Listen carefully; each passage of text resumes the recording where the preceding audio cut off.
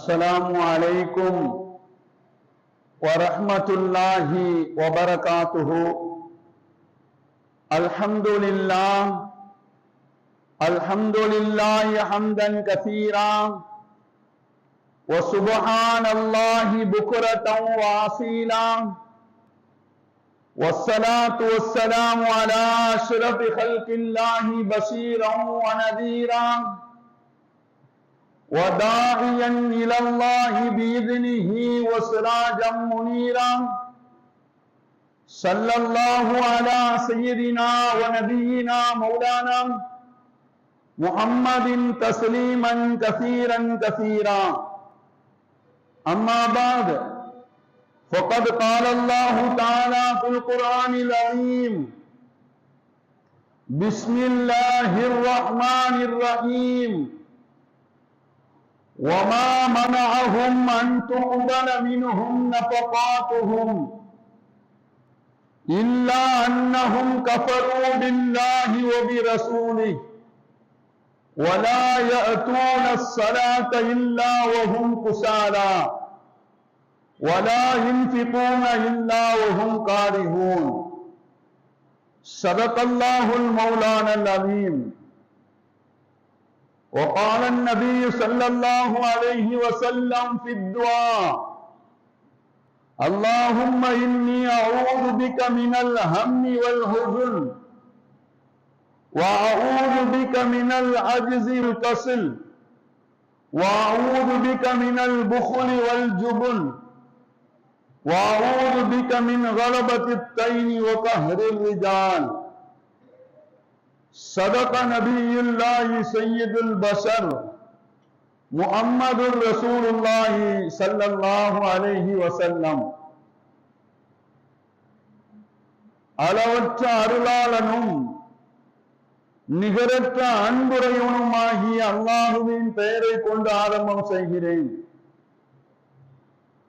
அவனுடைய அன்பும் அருளும் நமது உயிரிலும் மேலான காத்தமுன் நபியின் முஹம்மதுர் ரசூலுல்லாஹி ஸல்லல்லாஹு அலைஹி வஸல்லம் அவர்கள் மீதும் அவர்களை பின்பற்றி வாழ்ந்த சத்திய சஹாபாக்கள், தாபிஈன்கள், தபா தாபிஈன்கள், குறிப்பாக ஜும்மாவுடைய தொழுகையை நிறைவு செய்வதற்காக முன்னமே வருகை வந்திருக்கக்கூடிய நம் அனைவர்கள் மீதும் இனி வர இருக்கக்கூடிய மூமின்கள் அனைவர்கள் மீதும் அல்லாஹுவின் அன்பும் அருளும் என்றென்றும் நின்று நிலவட்டுமாக என்ற நல்ல துஆக்களோடு உரையை ஆரம்பம் செய்கிறேன். சங்கைக்குரிய அல்லாஹுவின் நல்லடியார்களே, இன்றைய வாழ்வியல் சூழலில் நபிகள் நாயகம் ஸல்லல்லாஹு அலைஹி வஸல்லம் அவர்கள் நம்மளுடைய வளர்ப்புக்கான வழிகளை அவ்வப்போது சொல்லி, இந்த உலகத்தில் நீங்கள் அருள் பெற்றவராக வாழ வேண்டும், பொருள் வளம் பெற்றவர்களாக நீங்கள் வாழ வேண்டும் என்று போதித்து இருக்கிறார்கள். பெருமானார் ஸல்லல்லாஹு அலைஹி வஸல்லம் அவர்கள் மனிதனுடைய வாழ்வினுடைய வளர்ப்புக்கான வழிகளை சொல்கிற போது ஒரு செய்தியை இங்கே சொல்லுவார்கள். இந்த உலகத்தில் வாழக்கூடிய மனிதர்களின் வாழ்வின் வளர்ப்பிற்கு வழிகளை சொல்ல வந்த ரசூலுல்லாஹி ஸல்லல்லாஹு அலைஹி வஸல்லம் இங்கே ஒரு செய்தியை சொல்லித் தருகிறார்கள். உங்களுடைய வாழ்க்கையில் நீங்கள் வளமான வாழ்வை, அருள் வளம் பெறக்கூடிய வாழ்வை, பொருள் வளம் பெறக்கூடிய வாழ்வை நீங்கள் பெற வேண்டும் என்று நீங்கள் ஆசைப்பட்டால் உங்கள் வாழ்க்கையில் சோம்பல் வர வேண்டாம் என்கிறார்கள் ஸல்லல்லாஹு அலைஹி வஸல்லம்.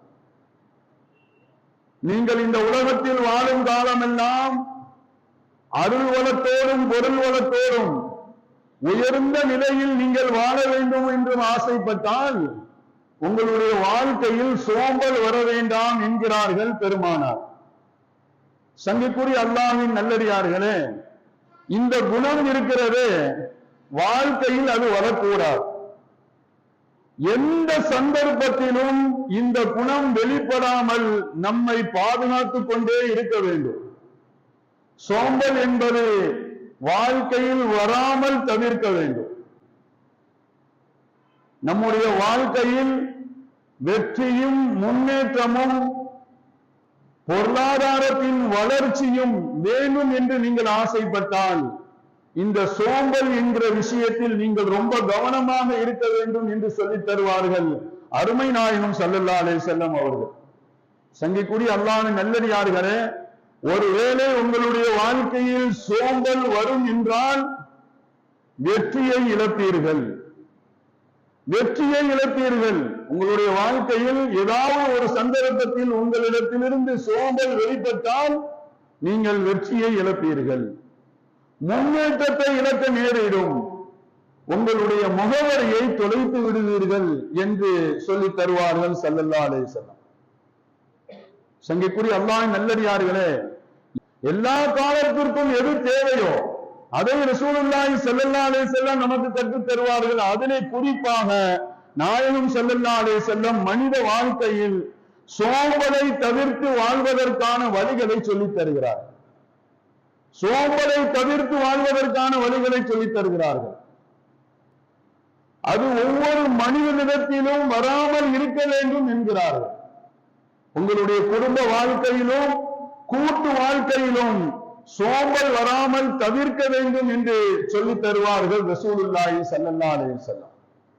சங்கைக்குரிய அல்லாஹ்வின் நல்லடியார்களே, இன்றைய நம்முடைய வாழ்வின் சூழலில் சோம்பல் என்பது ஒரு பெரிய இடத்தை பிடித்திருக்கிறது. நாம் வாழக்கூடிய வாழ்க்கையில் சோம்பல் என்பது ரொம்ப பெரிய இடத்தை அது பிடித்திருக்கிறது. இங்கே ஒரு செய்தியை ஞாபகப்படுத்துவேன். இங்கே உங்களுடைய நினைவுக்கு ஒரு செய்தியை ஞாபகப்படுத்துவேன். உங்கள் வீட்டில் இருக்கக்கூடிய 50 அல்லது 60 வயதை அடைந்த பெரியவர்களிடத்தில் போய் கேட்டு பாருங்கள் தெரியும். அவர்களிடத்தில் போய் கேட்டு பாருங்கள் தெரியும். 10 அல்லது 12 20 வருஷத்துக்கு முன்னால் வீட்டுக்கு தேவையான சாமான்களை பக்கத்தில் உள்ள பெட்டி கடையில் தான் வாங்கி ஆக வேண்டும். வீட்டுக்கு ஏதாவது ஜாமான் தேவைன்னா பக்கத்து கடையில உள்ள பெட்டி கடையில வாங்குவாங்க. அந்த பெட்டி கடையில கூட பேப்பர் இருக்கு பாருங்க, தின பேப்பர், அதை தான் அதுல பொட்டணம் போட்டு கொடுப்பாங்க. நீங்க எந்த ஜாமான் வாங்கினா 10-12 வருஷத்துக்கு முன்னால் நீங்க எந்த தேவையான ஜாமானால் இருந்தாலும் வீட்டுக்கு பக்கத்தில் உள்ள பெட்டி கடையில் தான் வாங்குவார்கள். எந்த பொருளை வாங்குறதாக இருந்தாலும் அவங்க அங்குள்ள நியூஸ் பேப்பர்ல தான் அதுல பொட்டணம் போட்டு கொடுப்பாங்க. சங்கைக்குரிய அல்லாஹ்வின் நல்லடியார்களே, பெட்டி கடையில் வாங்கி வருகிற எந்த பொருளுமே சுத்தமா இருக்கும் என்று சொல்ல முடியாது. சுத்தமா இருக்குன்னு சொல்ல முடியாது. உதாரணமா நீங்க கடுகு வாங்கிட்டு வரீங்க அப்படின்னு சொன்னா அந்த கடுகுக்கு சம்பந்தம் இல்லாத குப்பை அதுல கிடக்கும். பொட்டி கடையில போய் 5 ரூபாய்க்கு கடுகு கேட்டா அதுல கடுகுக்கு சம்பந்தம் இல்லாத பொருட்கள் அந்த கடுகுல கிடக்கும். அதை சுத்தம் செய்வதற்காக வீட்டுல உள்ள பெரியவங்க இருப்பாங்க. வீட்டுல உள்ள பெரியவங்க அதை சுத்தம் செய்வாங்க. உளுந்தம்பருப்பு வாங்கினீங்க அப்படின்னு சொன்னா அதுல குப்பைகள் இருக்கும். அதை சுத்தம் செய்வதற்கு வீட்டுல உள்ள பெரியவங்க இருப்பாங்க. இன்னும் சொல்ல போனால் ஒவ்வொரு வீட்டிலையும் அரிசியை புடைக்கிறதுக்கு ஒரு முறை இருக்கும். அரிசியை புடைக்கிறதுக்கு ஒரு முறை இருக்கும். இன்னைக்கு வாழக்கூடிய தலைமுறைகள்கிட்ட போய் முறைன்னு சொன்னா அவங்களுக்கும் தெரியாது, சொன்னாலும் புரியாது. முறத்தை போய் வாங்கிட்டு வாங்கன்னு சொன்னா என்னன்னு தெரியாது. முறைன்னா இப்படிதான் இருக்குன்னு சொல்லி அவங்கள சொல்லி புரிய வச்சாலும் புரியாது. சங்கைக்குரிய அல்லாஹ்வின் நல்லடியார்களே, அந்த முறத்துல என்ன பண்ணுவாங்கன்னா அரிசியை போட்டு அதுல கடக்கக்கூடிய கல்ல தேவையில்லாத குப்பைகளை எல்லாம் எடுத்து புடைச்சி சுத்தம் பண்ணி நினைச்சுவாங்க. சுத்தம் பண்றதுதான் அன்னைக்கு வீட்டுல இருக்கக்கூடிய பெரியவங்களுடைய அன்றாட வேலை. அன்னைக்கு இந்த வேலைகள் எல்லாம் செஞ்சவங்க இருக்கிறாங்களே, அவங்கள்ட்ட சலிப்பும் இருக்காது, இப்படி ஒரு வேலை செய்யறோம்ங்கிற வருத்தமும் இருக்காது. இப்படி ஒரு வேலை செய்யறோம் என்று வருத்தமும் இருக்காது. இது வீட்டுல உள்ள பெரியவங்க செய்ய வேண்டிய அன்றாட ஒரு காட்சி. இன்னைக்கு மதியம் சமைக்கணும் அப்படின்னு சொன்னா 10 வருஷம் 20 வருஷத்துக்கு முன்னாடி ஒரு வீட்டுல சமைக்கணும் அப்படின்னு சொன்னா அதற்கு அரை மணி நேரத்துக்கு முன்னாடியே எல்லா பொருட்களையும் எடுத்து சுத்தம் பண்ணக்கூடிய வேலையும் நடந்துட்டு இருக்கு. சாப்பாடு ஆக்குறதுக்கு முன்னாடியே அரை மணி நேரத்துக்கு முன்னாடியே சுத்தம் செய்யக்கூடிய வேலை நடக்கும். இது இயல்பான காட்சி. சங்கைக்குரிய அல்லாஹ் நல்லடியார்களே, இன்றைக்கு நம்மளுடைய வாழ்வில் சூழலில் இது மாதிரியான காரியங்களில் சோம்பல் இடம் பிடிச்சது. இன்னைக்கு யாராவது அப்படி செய்யறவங்க ஒவ்வொரு வீட்டுல யாராவது இருக்கிறாங்களா? கடவுள கறக்கக்கூடிய அந்த தேவையில்லாத குப்பைகளை புறக்கிறதுக்கும் அரிசியில கறக்கக்கூடிய கல்லையும் அதையும் புறக்கிறதுக்கு இருக்காங்களா? இன்னைக்கு சோம்பல் இன்னைக்கு நம்மளுடைய வாழ்க்கையில் என்ன செஞ்சிச்சு? இடம் பிடிக்குது. இது மாதிரியான சூழலில் சோம்பல் வராமல் தவிர்க்க வேண்டும் என்கிறார்கள் ரசூலுல்லாஹி ஸல்லல்லாஹு அலைஹி வஸல்லம். குடும்ப வாழ்விலும் கூட்டு வாழ்க்கையிலும் இது மாதிரியான காரியங்களில் சோம்பல் வெளிப்படாமல் நீங்கள் பாதுகாக்க வேண்டும் என்று சொல்லி தருவார்கள் ரசூலுல்லாஹி ஸல்லல்லாஹு அலைஹி வஸல்லம் அவர்கள். சங்கைக்குரிய அல்லாஹ் நல்லடியார்களே, தான் செய்ய வேண்டிய வேலையை கூட பிறர்தான் செய்ய வேண்டும் என்கிற மனப்பாவம் தான் இன்னைக்கு சோம்பல் என்று ஒரு ஆய்வு சொல்லும். சோம்பல்னா என்ன அப்படின்னா, தான் செய்ய வேண்டிய வேலையை பிறர் தான் செய்ய வேண்டும் ஒரு மனோநிலையில வாழ்றான் பாருங்க, அவன் தான் சோம்பேறி. அவனுடைய அந்த நிலை தான் சோம்பல். சங்கைக்குரிய அல்லாஹ் நல்லடியார்களே, இன்னைக்கு ஒவ்வொரு வீட்லையும் இந்த சோம்பல் இருக்க தன்னுடைய இடத்தை பிடிச்சிருக்கு. நீங்க ஒவ்வொரு வீட்லையும் இந்த காட்சியை பார்க்கலாம். புரியணும் என்பதற்காக வேண்டி இந்த செய்தியை பதிவு செய்கிறேன். ஒவ்வொரு வீட்லையும் காலையில பார்த்தீங்கன்னா, அம்மா என் பனியனுங்க, அம்மா என் துண்டைங்க, அம்மா என் பனியனுங்க, இப்படி பனியனுக்கும் துண்டுக்கும் அம்மாவை எதிர்பார்க்கக்கூடிய பிள்ளைங்க இன்னைக்கு ஒவ்வொரு வீட்டிலும் இருக்கிறாங்க. சாக்ஸ துவச்சு போடுறதுல இருந்து அதே போல அதை எடுத்து கொடுக்கிறதும், யூனிஃபார்ம் அயன் பண்ணி வைத்து ஞாபகமா அதை போட சொல்றதும், ஸ்கூல் பேக்ல காணாம பொருளை எல்லாம் அங்கேயும் இங்கேயும் தேடி கண்டுபிடிச்சு கொடுக்கிறதும், இது எல்லாமே யாருடைய வேலைங்க? அந்த வீட்டுல இருக்கக்கூடிய அம்மாவுடைய வேலை. அப்ப இன்னைக்கு நம்மளுடைய பிள்ளைங்க எப்படி இருக்கிறாங்கன்னா, பிறர்தான் செய்ய வேண்டும் என்று சோம்பேறியா இருக்கக்கூடிய நிலையில தான் இன்னைக்கு நம்மளுடைய அடுத்த தலைமுறைகள் வளர்ந்துகிட்டு இருக்கிறான். சங்கைக்குரிய அல்லாஹ் நல்லடியார்களே, இவைகள் எல்லாம், இந்த காரியங்கள் எல்லாம் பிறர்தான் செய்ய வேண்டும் என்ற மனோநிலையிலேயே இன்னைக்குள்ள பிள்ளைங்க வாழ்றாங்க. இந்த சோம்பல் உங்களுடைய பிள்ளை இடத்தில் நீடிக்குமானால் பிள்ளை வெற்றியை இழக்கும். உங்களுடைய பிள்ளை வெற்றியை இழக்கும், அவர்களுடைய வளர்ச்சியை இழக்க நேரிடும். ஒரு காலத்தில் அவர்களுடைய முகவரியே மறந்துடுவான். அதனால சோம்பலுக்கு அப்படி ஒரு சக்தி இருக்கு. பிள்ளைகளுடைய வெற்றியையும் வளர்ச்சியையும் இழக்கக்கூடிய சக்தி சோம்பலுக்கு இருக்கு. அதனாலதான் குழந்தைகளுக்கு ஆரம்ப பாட வகுப்புலேயே சொல்லிக் கொடுக்கக்கூடிய, கற்றுக் கொடுக்கக்கூடிய கதைகள் ஒரு கதை என்னன்னா, முயலும் ஆமையும் உடைய ஒரு கதை நாம எல்லாம் படிச்சிருக்கோம். அந்த கதையினுடைய மொத்த சாராம்சம், முடிவு, தீர்வு என்னன்னா, எவ்வளவு பெரிய திறமசாலியாக இருந்தாலும் அவனிடத்தில் சோம்பல் இருந்தால் வாழ்வின் எல்லா வகையான தோல்வியையும் அவன் பெறுவான் என்பதை தான் அந்த முயல் ஆமை கதை சொல்லி தருவதாக பாட புத்தகத்தில் நாம படிச்சிருக்கோம்.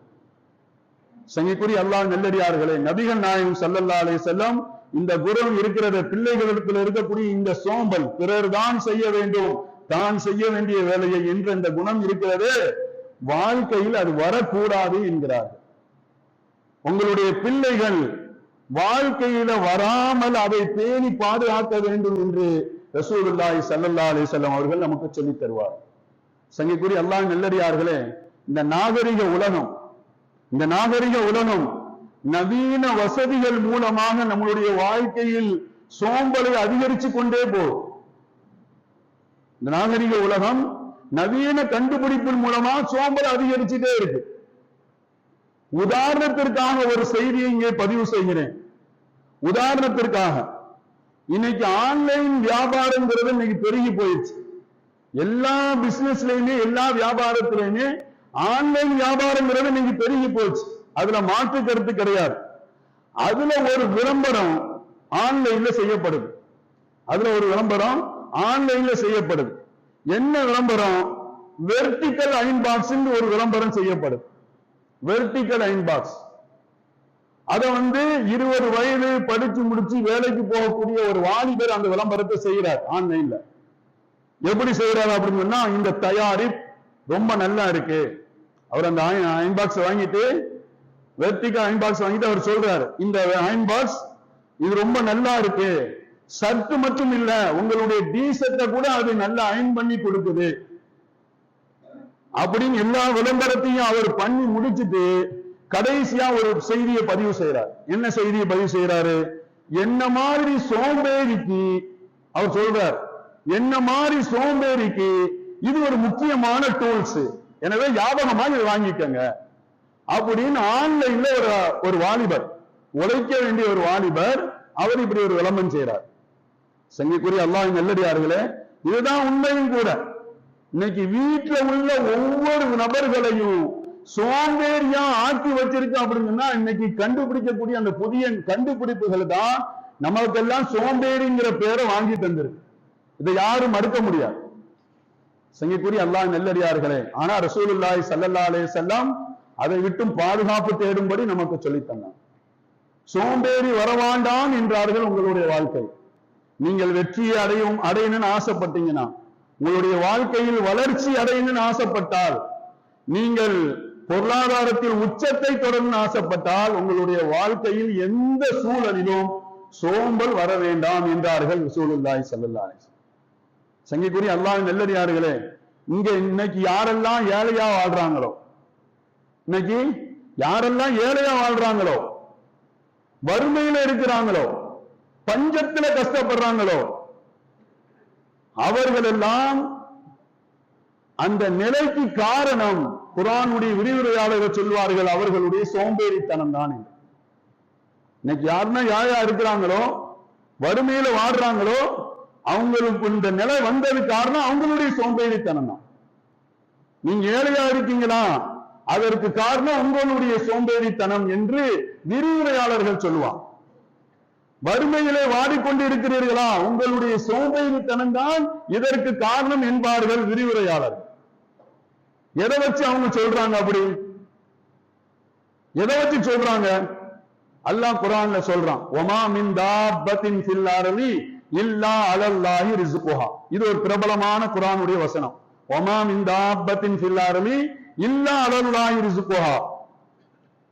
அதுல அல்லாஹ் சொல்றான், பூமியில உள்ள எந்த உயிரினமாக இருந்தாலும் அதற்கு ரிஸ்க் கொடுக்கக்கூடிய பொறுப்பு எனக்கு இருக்கு என்று இது இந்த ஆயத்தினுடைய வெளிரங்கமான அர்த்தம். அப்ப இந்த பூமியில எந்த உயிரினம், மனிதன் மட்டும் இல்ல, எந்த உயிரினம் பிறந்தாலும் அதற்கு ரிஸ்க் கொடுக்க வேண்டிய பொறுப்பு அல்லாஹ்வுடைய பொறுப்பு. அல்லாஹ் தான் ரிஸ்க் கொடுக்கிறேன்னு சொல்லிட்டானே, பிறகு எப்படி இந்த பூமியில ஏழைகள் வாழ்றாங்க? அவங்களுக்கும் சேர்த்தான ரிஸ்க் கொடுக்கிறேன்னு அல்லாஹ் சொல்றான். வறுமையில இருக்கக்கூடியவங்களுக்கும் சேர்த்தான ரிஸ்க் கொடுக்கிறேன்னு சொல்றான்.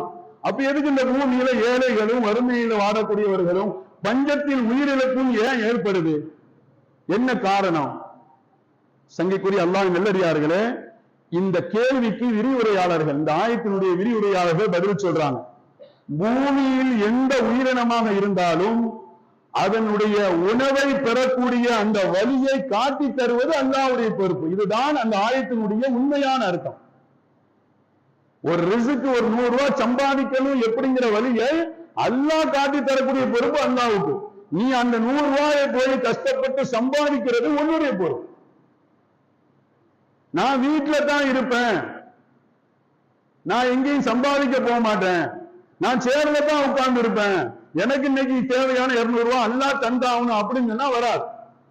உமர் ரலியல்லாஹு தஆலான்னு சொல்லுவாங்களாம், யார பார்த்தாலும் போய் சம்பாதி, போய் கஷ்டப்பட்டு உழைச்சிட்டு வா, வானம் ஒண்ணும் உனக்கு தானா தங்கத்தையும் வெள்ளியும் வீட்டுல வந்து கொட்டாது, நீ தான் தேடி போகணும் என்று சய்யிதுனா உமர் ரலியல்லாஹு தஆலான்னு சொல்லுவாங்க. சங்கைக்குரிய அல்லாஹ்வின் நல்லடியார்களே, எனவே அவன் காட்டி தந்த வழியில் கிடைக்காததால், நீ போய் முயற்சி செய்யாததால், நீ சோம்பேறித்தனமாக இருந்ததால் இன்னைக்கு உன் குடும்பத்துல ஏழ்மை இருக்கு, உன்னுடைய வாழ்க்கையில வறட்சி இருக்கு, பஞ்சத்துல நீ கஷ்டப்படுகிறாய் என்று விரிவுரையாளர்கள் சொல்லுவாங்க. அதனால இன்னைக்கு இருக்கக்கூடிய எல்லா ஏழைகளுக்கும் காரணம் என்னன்னா நம்மளுடைய வாழ்க்கையில் ஏற்பட்ட சோம்பேறி தான். சங்கைக்குரிய அல்லாஹ்வின் நல்லடியார்களே, இதை உண்மைப்படுத்தக்கூடிய நடந்த ஒரு சம்பவம் ஞாபகப்படுத்துகிறேன். இதுதான் உண்மை அப்படிங்கிறத உண்மைப்படுத்தக்கூடிய ஒரு நடந்த ஒரு சம்பவம். படிப்பெல்லாம் முடிச்சிட்டு காலேஜ் படிப்பெல்லாம் முடிச்சுட்டு டிகிரி வாங்கிட்டு வேலைக்கு போக வேண்டிய சூழலில் இருக்கக்கூடிய ஒரு வாலிப பையனை கூப்பிட்டு ஒருவர் கேட்கிறார், தம்பி என்னப்பா பண்ற, தம்பி என்னவா பண்றேன்? அந்த வாலிப பையன் சொல்றான், அத்தாவுக்கு துணையா இருக்கிறேன். நல்ல கவனிக்கணும் எல்லாரும். இன்னைக்கு நடந்த சம்பவம், படிப்பு முடிச்சு டிகிரி வாங்கி உழைக்க போக வேண்டிய வயசுல உள்ள ஒரு பையனை கூப்பிட்டு ஒரு ஆள் கேட்கிறாரு, தம்பி என்ன பண்ற? அந்த வாலிப பையன் சொல்றான், அத்தாவுக்கு துணையா இருக்கிறேன். இவர் விசாரிச்சவர் நினைச்சுக்கிட்டாரு, இவருடைய அத்தா ஒரு பெரிய பிசினஸ் மேன போல பேரு, ஒரு பெரிய வியாபாரி போல பேரு, படிச்ச படிப்புக்கு வேலையை தேடாம அத்தாவுக்கு துணையா இருக்கிறார் போல தெரியுது அப்படின்னு நினைச்சுக்கிட்டு விசாரிச்சவர் விடல. மறுபடியும் கேட்டாரு, அத்தா என்னப்பா செய்யறாரு? அத்தா என்னப்பா செய்யறாரு? வாலிப பையன் சொன்னானா, எல்லாரும் மனசுல பதிய வைக்கணும், அவர் வீட்டுல சும்மாதான் இருக்கிறார். அவர் வீட்டுல சும்மாதான் இருக்கிறார்னு வாலிப பையன் பதில் சொன்னானா. சங்கைக்குரிய அல்லாஹ் நல்லடியார்களே, இன்னைக்கு பல குடும்பத்தினுடைய நிலை இதுதான். பையன் அத்தா சம்பாதிக்கிறார் அப்படின்னு சொன்னா பையன் எப்படி இருப்பாரு? சோம்பேறித்தனமா ஊரை சுத்திட்டு இருப்பாரு. பையன் சம்பாதிக்க ஆரம்பிச்சிட்டாரு அப்படின்னு சொன்னா அத்தா சோம்பேறித்தனமா ஒண்ணு தூங்குவாரு, இல்லைன்னா ஊரு கதையை பேசுவார். இன்னைக்கு பல வீடுகளுடைய நிலைப்பாடுகள் இதுதான். அதே மாதிரி இதே நிலைதான் கணவனுக்கு மத்தியிலையும் நடக்குது. மனைவி சம்பாதிக்க போனான்னு சொன்னா கணவர் நினைக்கிறாரு, ஊராரியா போயிடுறாரு, சோம்பேறி ஆயிடுறாரு, எதுக்கும் உருப்படாத ஆளா ஆயிடுறாரு. கணவன் சம்பாதிச்சாங்க அப்படின்னு சொன்னா மனைவி இப்படி ஆயிடுறாங்க. சங்கைக்குரிய அல்லாஹ்வின் நல்லடியார்களே, இதற்கெல்லாம் காரணம் என்ன அப்படின்னா சோம்பல் தான் காரணம். அதனால இந்த சோம்பல் என்பது இருக்க ரொம்ப ஆபத்தானது. இஸ்லாம் சம்பாதிப்பதையும் உழைத்து பாடுபடுவதையும் இஸ்லாம் எல்லா துறையிலும் வலியுறுத்து. அதே மாதிரி சம்பாதிக்காமல் சும்மா இருக்கிறதும் சோம்பேறித்தனமா இருக்கிறதும் எதுவுமே வேண்டாங்கிறதுக்காண்டி எதையும் உழைக்க மாட்டேங்கிறது பிரிவாதத்தில் இருக்கிறதையும் இஸ்லாம் வன்மையா கண்டிக்குது. சங்கைக்குரிய அல்லாஹ்வின் நல்லடியார்களே, ஒரு மனிதனுடைய வாழ்க்கையில் எல்லா விஷயத்தை குறித்தும் இஸ்லாம் பேசுது. அதிலையும் வாழ்க்கையில் தேவையான எல்லா விதமான வழிகாட்டுதலையும் செய்யுது. அதிலையும் குறிப்பா பொருளீட்டுவதற்கு தேவையான பொருளாதார வசதியை ஏற்படுத்துவதற்கான எல்லா வழிகளையும் இஸ்லாம் நமக்கு சொல்லி தருது. சங்கைக்குரிய அல்லாஹ்வின் நல்லடியார்களே, வெறும் இஸ்லாத்தை பொறுத்த வரைக்கும் வெறும் தொழுகிறது, ஜகாத் கொடுக்கிறது, நோன்பு வைக்கிறது, ஹஜ்ஜி செய்யறது மாத்திரம் கடமை அல்ல, நம்மளுடைய குடும்பத்துக்காக உழைக்கிறதும் கடமை என்று இஸ்லாம் நமக்கு சொல்லித்தரும். தலபு கசபில் இல்மி ஃபரீவத்துன் பாதல் ஃபரீவா. உங்க குடும்பத்துக்காக, உங்களுடைய பொருளாதாரத்தின் வளத்துக்காக, உங்களுடைய வளர்ச்சிக்காக நீங்கள் கஷ்டப்பட்டு சம்பாதிப்பதும் ஒரு கடமைக்கு பிறகு ஒரு கடமை என்று இஸ்லாம் நமக்கு சொல்லித்தரும். அதனாலதான் குர்ஆன்ல நீங்க தேடி பார்த்தா ஃபைதா குதியத்தி ஸலாத்து ஃபன்தஷிரு ஃபில் அர்த், நீங்கள் ஜும்மாவுடைய தொழுகையை நிறைவு செய்து விட்டால் ஃபன்தஷிரு ஃபில் அர்த், என்ன செய்யுங்க, பூமியில நீங்கள் பறந்து சென்று வபதகு மின் ஃபضலில்லாஹ், அல்லாஹ்வுடைய ஃபضலை தேடிக் கொள்ளுங்கள் என்று அல்லாஹ் அதை ஆர்வப்படுத்தி சொல்லி தருவான். சங்கைக்குரிய அல்லாஹ்வின் நல்லடியார்களே, ரசூலுல்லாஹி ஸல்லல்லாஹு அலைஹி வஸல்லம் வல்லதி நஃப்ஸி பியதிஹி, என்னுடைய உயிர் யாருடைய கையில் இருக்கிறதோ அவன் மீது சத்தியம் விட்டு சொல்கிறேன், இந்த உலகத்தில் வாழக்கூடிய ஒரு மனிதர் காடுகள்ல போய் விறக பொறுக்கி அதை கயித்துல கட்டி முதுகுல சுமந்து இருக்கிறாரு, அவர் கையுள்ளவு, அவர் சிறந்தவர், இந்த பூமியில் வாழக்கூடிய மனிதர்கள்லேயே ஆக சிறந்தவர். மின் ஐயதி ரிஜரஜுலன் யஸ்அலுஹு, அடுத்தவன் இடத்துல போய் நான் கஷ்டப்படுறேன்னு கையேந்தி நிக்கிறான் பாருங்க, அவனை விட இந்த பூமியில் வாழக்கூடிய மனிதர்கள்லேயே அவர் தான் ஆக சிறந்தவர் என்று ரசூலுல்லாஹி ஸல்லல்லாஹு அலைஹி வஸல்லம் சொல்லி தருவார். அதனாலதான் சங்கைக்குரிய அல்லாஹ்வின் நல்லடியார்களே, சோம்பேறித்தனத்தை வாழ்க்கையில் வர வேண்டாம் என்பார்கள் ரசூலுல்லாஹி. அது குறித்து ரொம்ப கவலைப்படுவார்கள், அல்லாஹ்விடத்தில் பாதுகாப்பு தேடுவார். ஒரு ஹதீஸிலே வருகிறது, ரசூலுல்லாஹி ஸல்லல்லாஹு அலைஹி வஸல்லம் அவர்கள் 8 விஷயங்களை விட்டு அல்லாஹ்விடத்தில் பாதுகாப்பு தேடினார். அல்லாஹும்ம இன்னி அஊது பிக மினல் ஹம்மி வல் ஹுஸ்ன், யா அல்லாஹ் கவலையும் துக்கத்தை விட்டு நான் உன்னிடத்தில் பாதுகாப்பு தேடுகிறேன். வ அஊது பிக மினல் அஜ்ஸி வல் கஸ்ல், சோம்பேறித்தனத்தை விட்டும் இயலாமை விட்டும் உன்னிடத்தில் பாதுகாப்பு தேடுகிறேன். வ அஊது பிக மினல் புக்லி வல் ஜுபுன், கஞ்சத்தனத்தை விட்டும் கோழைத்தனத்தை விட்டும் உங்களிடத்தில் பாதுகாப்பு தேடுகிறேன். வ அஊது பிக மின் கலபத்தி தைனி வ கஹ்ரி ரிஜால், நிறைவேற்ற முடியாத கடன் சுமையை விட்டும் மேல் அதிகாரிகளுடைய அந்த ஆதிக்கத்தை விட்டும் யாரெல்லாம் உன்னிடத்தில் பாதுகாப்பு தேடுகிறேன் என்று 8 விஷயங்களில் இருந்து அதில் குறிப்பாக சோம்பேறித்தனத்திலிருந்து உன்னிடத்தில் பாதுகாப்பு தேடுவதாக ரசூலுல்லாஹி ஸல்லல்லாஹு அலைஹி வஸல்லம் அவர்கள் இந்த உம்மத்திற்கு சொல்லி தருவார். சங்கைக்குரிய அல்லாஹ்வின் நல்லடியார்களே, சோம்பேறித்தனம் என்பது ரொம்ப ஆபத்தானது. நம்மளுடைய குடும்பத்தை எல்லா வகையிலும் அசிங்கப்படுத்தி கேவலப்படுத்தி நம்மளை ஒண்ணும் இல்லாமல் ஆக்குவதற்கு மிகப்பெரிய சக்தி சோம்பேறித்தனத்துக்கு இருக்கு. அதனாலதான் பெருமக்கள் சொல்லுவாங்க, எந்த நிலையிலையும் நீங்க உங்களுடைய வாழ்க்கையில் சோம்பேறித்தனம் வர வேண்டாம் என்பார். எந்த சூழலிலும் அப்படி வர மாதிரி இருந்தா அதை வேற நிலையில் மாற்றிக் கொள்ளுங்கள் என்பார்கள். உங்களை நீங்கள் மாற்றிக் கொள்ளுங்கள். நீங்கள் அப்பொழுதுதான் உங்களுடைய வாழ்க்கையிலும் மறுவுலக வாழ்க்கையிலும் அது வெற்றியை தேடித்தரக்கூடிய ஒரு காரியம் என்றால் அந்த சோம்பேறித்தனம் வரவிடாமல் ஆக்குவதுதான் என்று சொல்வார். அல்லாஹ் தஆலா இந்த சோம்பேறித்தனத்தை முனாஃபிகீனுடைய அடையாளம் என்று குர்ஆன்ல சொல்லித் தரும். முனாஃபிகீன்களை பத்தி அல்லாஹ் சொல்லும் போது லா யஅதூன ஸலாத இல்லா வஹும் குஸாலா, அவர்கள் தொழுகையில நின்னா சோம்பேறித்தனத்தோடு தொழுவாங்க. மூமின்களுக்கு காட்டுவதற்கா அவர்களுக்குன்னு ஒரு ஈடுபாடு இருக்காது. அதை கடமைன்னு அவங்க கருத மாட்டாங்க. இந்த தொழுகை அல்லாஹ் தஆலா இதற்கான நன்மை தருவானா அப்படின்னு நம்பிக்கை அவங்களுக்கு கிடையாது. இருந்தாலும் மூமின்களுக்காக காட்டுவதற்காக நம்மளும் மூமின் அப்படின்னு காட்டுவதற்காக அதை தொழுவதற்கு சோம்பேறித்தனத்தோடு நிற்பார்கள் என்று சொல்றோம். யார்கிட்ட சோம்பேறித்தனம் இருக்கோ அவங்கள்ட்ட அமல்கள்ல தாமதம் இருக்கும் பெருமக்கள். அதனால இந்த சோம்பேறித்தனம் இருக்க நம்மளுடைய உலக வாழ்க்கையும் நாசமாக்கிறோம், ஆகிரத்துடைய வாழ்க்கையும் பாழாக்கி விடும் என்று பெருமக்கள் நமக்கு சொல்லித்தராங்க. குர்ஆனுடைய பார்வையிலும் ஹதீஸிலும் ரசூலுல்லாஹி ஸல்லல்லாஹு அலைஹி வஸல்லம் அவர்கள் சொல்லி தருவார்கள், சோம்பேறித்தனம் ரொம்ப ஆபத்தானது. அது உங்களுடைய வாழ்க்கையில் எந்த நிலையிலும் வராமல் நீங்கள் உங்களை பாதுகாத்துக் கொள்ளுங்கள் என்று ரசூலுல்லாஹி ஸல்லல்லாஹு அலைஹி வஸல்லம் அவர்கள் நமக்கு வழிகாட்டி இருக்கிறார்.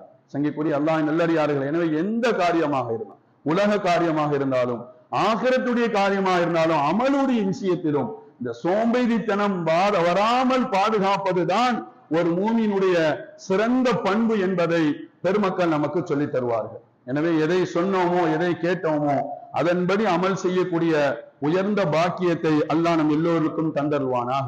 வாழும் காலமெல்லாம் உலக காரியங்களிலும் ஆகிரத்து காரியங்களிலும் இந்த சோம்பேறித்தனத்தை விட்டும் அல்லாஹ் நம்மையும் நம்மளுடைய சந்ததிகளையும் பாதுகாப்பானாக.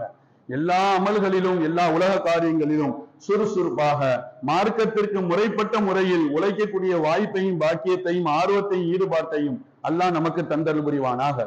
பிறரிடத்தில் தேவையாகாமல் தன்னிறைவோடு வாழக்கூடிய உயர்ந்த பாக்கியத்தையும் பொருளாதாரத்தின் உயர்ந்த நிலையையும் அல்லாஹ் நமக்கு ஏற்படுத்தி தந்தருள்வானாக என்ற நல்ல துவாக்களோடு உங்கள் அனைவருடைய துவாவையும் ஆதரவு வைத்து என்னுடைய வார்த்தைகளை நிறைவுபடுத்துகிறேன். வஆகிர் தஅவானா அனில் ஹம்துலில்லாஹி ரப்பில் ஆலமீன். அஸ்ஸலாமு அலைக்கும் வரஹ்மத்துல்லாஹி வபரகாத்துஹு.